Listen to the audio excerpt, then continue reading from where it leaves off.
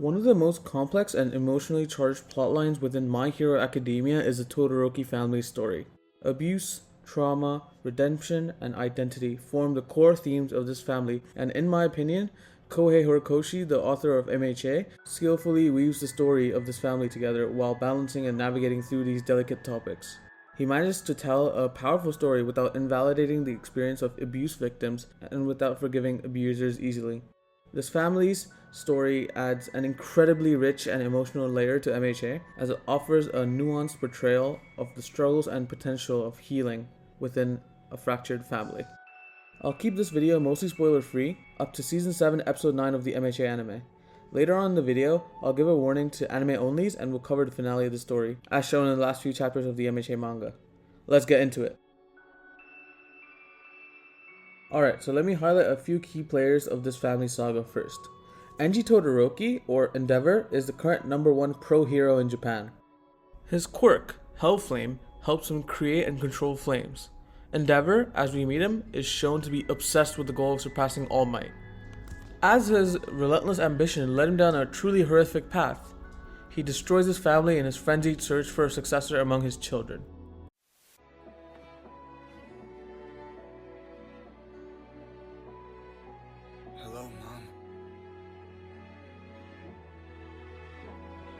Rei Todoroki, Shoto's mother, is Endeavor's wife. She has an ice quirk and married Endeavor in an arranged marriage as part of a strategic move by Endeavor to combine both his and Rei's quirks.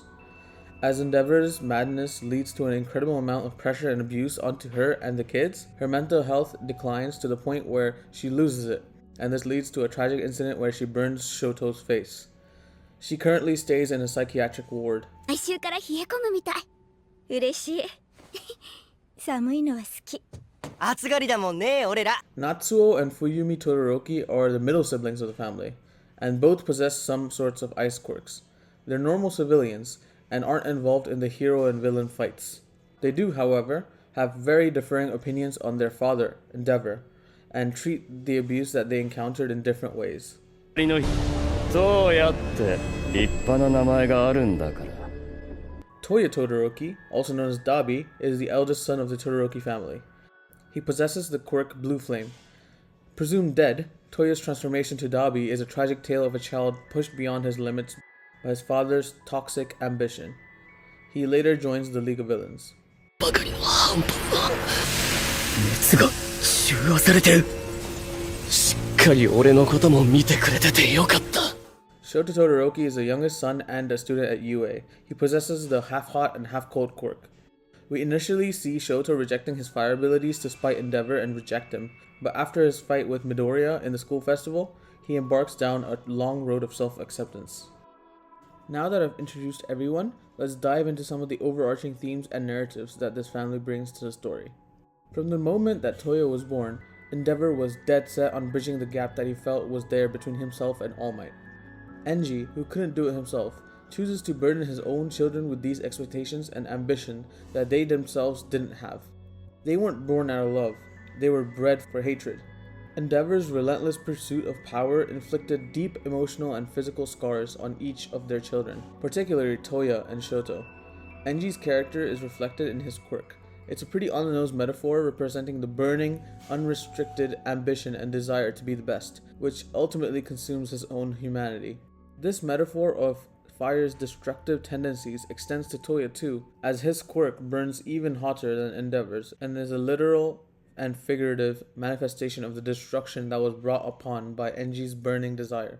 The honest portrayal that Horikoshi chooses is crucial. The narrative doesn't downplay any of the abuse.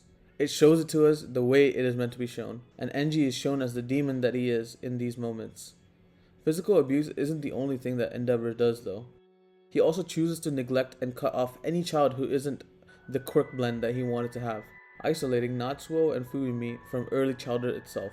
By ignoring and cutting these children off, he deems them as failures from a very young age. That sort of trauma for something out of your control is horrific and long-lasting. The impact of this trauma is displayed in different responses by each sibling towards Endeavor. Trauma responses usually rest into 4 different types: fight, flight, freeze, and fawn. I believe each of the siblings represent one type.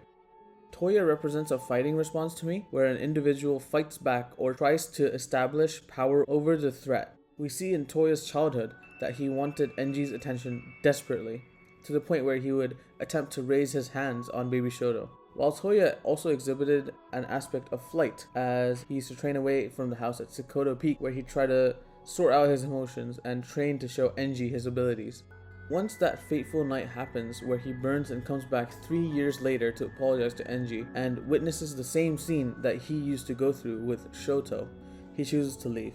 His intense anger and desire to exact revenge on Enji is the aggressive and confrontational side of his fight response to the trauma, as his blue flames symbolize the burning rage consuming him and driving his actions. Flight types protect themselves through escaping the situation, and this is what Natsuo does. We see in the Endeavor Agency arc how combative Natsuo is with Enji, straight up telling him to his face about how much he hates him. But we also always see Natsuo reinstate the fact that he wants nothing to do with Enji. This is a proper flight type response, where Natsuo would just prefer to avoid Enji altogether to avoid getting hurt again. Natsuo's reluctance to engage with Enji and choosing to focus on his own life away from the family drama reflects this coping mechanism that he uses. Fuyumi, on the other hand, exhibits a fawn type reaction to Enji. Fawn response types often protect themselves by reducing the anger and hostility of the situation as they try to calm the individual down. Fuyumi seems like a very well-adjusted individual. However, we see from the small character interactions that she has that she craves a normal family really badly. She usually downplays the hurt that Endeavor caused and gives reasonings to Natsuo about why Endeavor is the way that he is. She tries to keep peace within the family desperately, organizing dinners or by pretending the abuse never happened in the first place and that everything is alright. She became a teacher so that she could teach children to be kind. Fuyumi tries everything in her power to have a normal life since she never had one in the first place. Lastly, Shoto's response to the trauma that he undergoes is to freeze it. When we first see Todoroki, he physically has half of his body frozen, as if no one could ever get to him. He dissociates from Enji completely and buries all of his trauma deep into his soul. He absolutely refuses to use his fire, ignoring it completely as he goes towards the path of being a hero.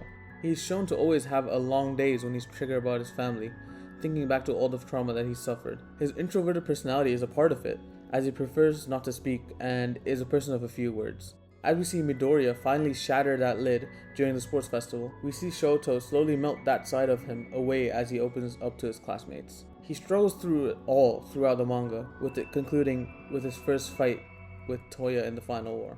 Now, before I go to the next part of the video, if you're enjoying the video so far, please do like and subscribe. I'm really trying to grow my channel and I'd appreciate it if you could help me.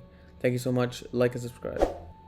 Following the trauma that is shown in the early part of the story, we witness Enji's quest for redemption and forgiveness. As Endeavor, the hero, becomes a new symbol of peace for the heroes, he looks inwards and asks himself, what do I want to leave behind for future generations?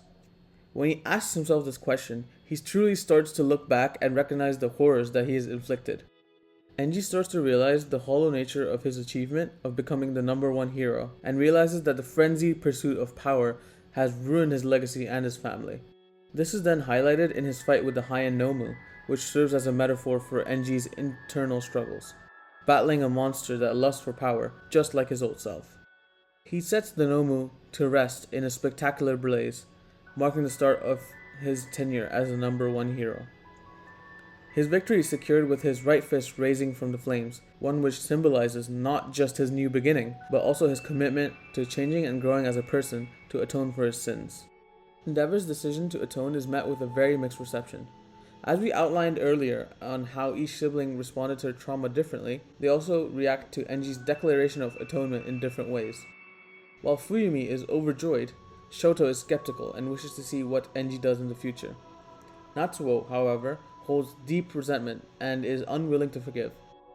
His stance that forgiveness is a very personal thing and cannot be forced is completely valid, and is a really great decision by Horikoshi to show different outlooks of atonement from different people. Toya, of course, is disgusted by Enji's decision overall.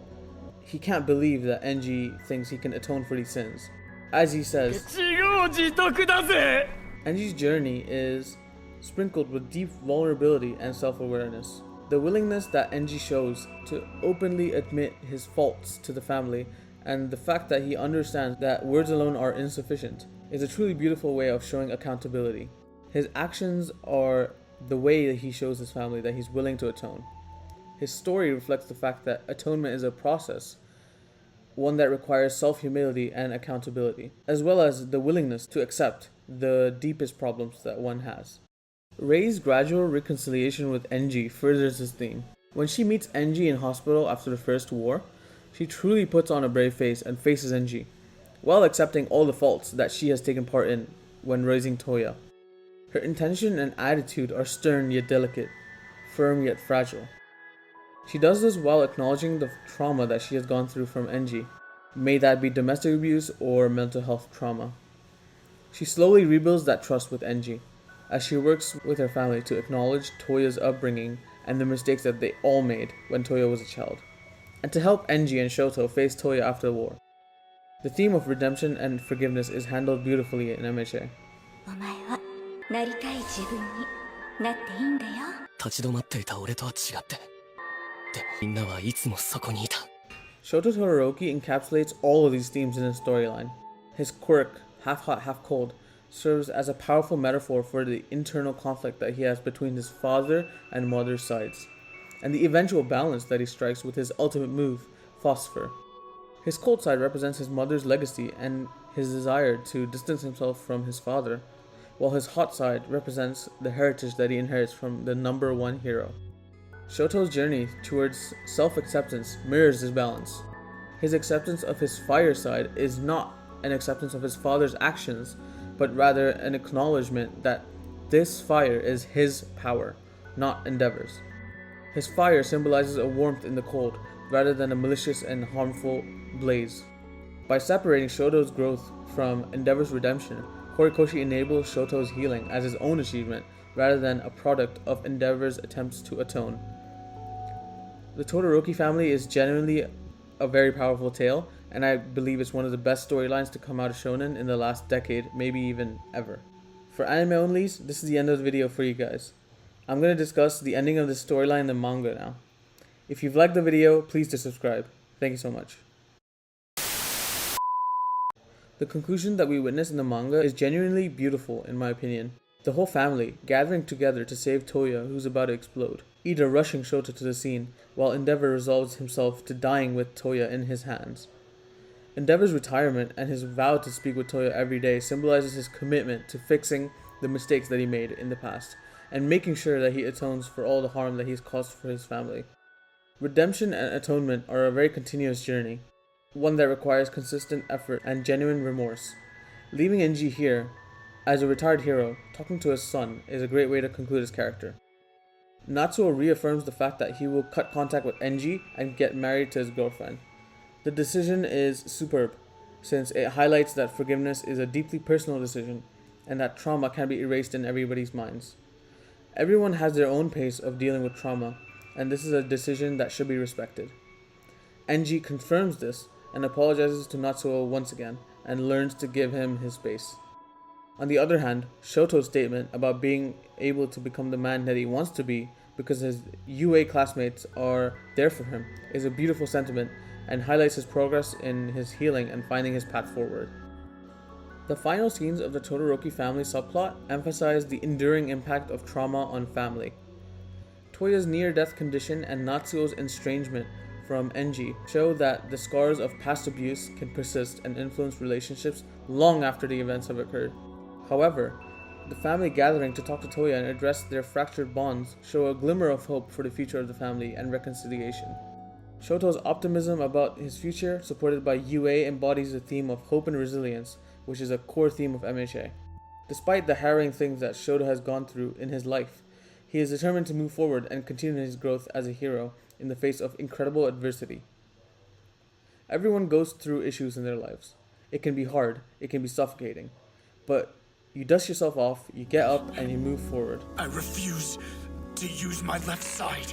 It's yours! Your quirk, not his! If you have a Deku in your life, someone who can impact you with a single sentence like he did to Shoto, cherish them. If not, that someone will come in your life. Don't ever give up. Life will get better. Thank you so much for watching this video. My Hero Academia is a story that I've cherished for most of my life, and has given me so much in the last decade.